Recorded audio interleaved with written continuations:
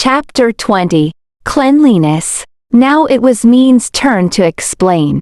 If with bacteria, you mean the small organisms inside our mouth, I have to tell you that they are actually not only in the mouth, but they are everywhere in and on our body. In our eyes, nose, stomach, lungs, and intestines. For us, we don't consider them to be dirty. If we would regard them as dirty, then that would mean that our whole body would be dirty, too. But there is actually little difference between us and bacteria. We only function differently. Trying to get rid of those little organisms that have a very specific function is like destroying a natural mechanism. You have bad breath because you have removed the very organism that eradicates bad breath. The result, you then have bad breath, and it's as simple as that. Here in this world, no one has bad breath, and no one has dental problems, he explained. What I want to say is that the reason you believe you have to clean your mouth is because of the paradigm of separation. You are separating yourself from uncleanliness. You reject dirt. You desire cleanliness. You try to keep everything clean. Cleanliness is the destruction of various mechanisms and systems in your body. You catch diseases. I mean diseases caused by those small organisms, because of this idea of separation. Mean explained further. What? Do you mean the diseases that cause sickness come from one's desire for cleanliness? I asked incredulously. Yes, Mean replied decisively. Oh my!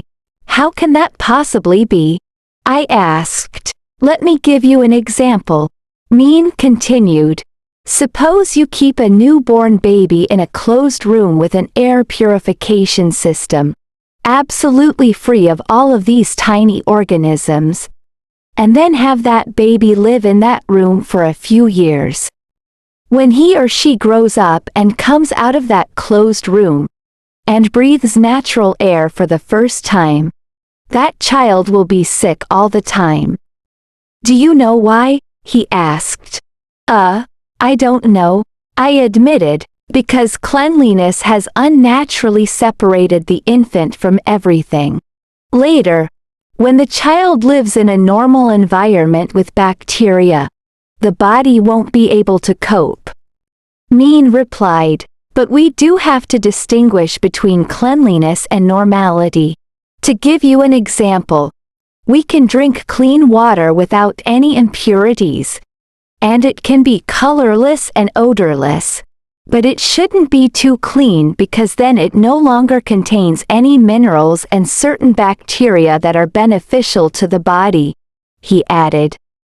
I have to say, normally, in my world, we would brush our teeth at least twice a day, and take a shower at least once a day.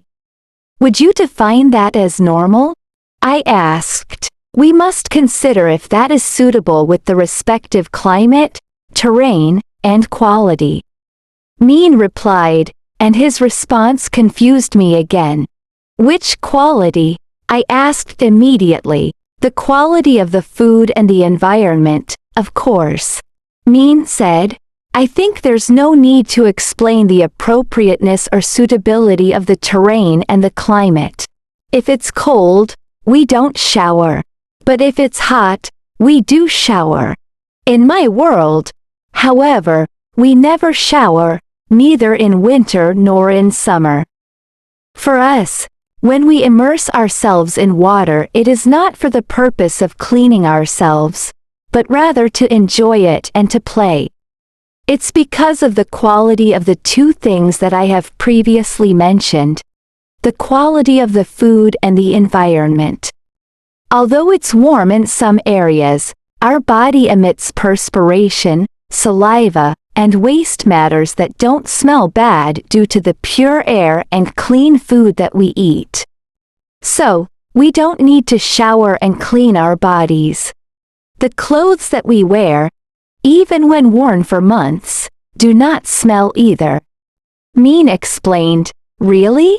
You never shower at all? I asked with an incredulous look on my face. Not at all. Anyway, after breakfast, I'll take you to play in the water. Or even better, I'll treat you to a bath. In fact, you will still have to do what you've always done because your body still emits strong odors. Min offered. As he talked about bodily functions, I felt that my stomach was starting to react and become a bit agitated. Usually, I do my morning routine around this time, so I looked around, both inside and outside of the house, but I couldn't see a bathroom. Min, I'd like to use the bathroom. Could you please show me where it is? I asked, with a sense of urgency. Feel free to use the field. We don't have a lavatory. Min answered. He got up and got a small shovel and a water bucket. Here you are, take these. Min said and handed them to me with a smile. I felt tempted to remark that the lavatories in my world were much more civilized. But my belly didn't allow any time for that. I quickly grabbed the tools and ventured out to find a good spot while considering telling them afterwards how far behind I thought their world was in the area of sanitation. To squat in the field to conduct one's private business hardly exists in my world anymore. I went straight to the stream to get some water before heading to the only bush I could see in that area. When I found the right spot, I started digging a hole.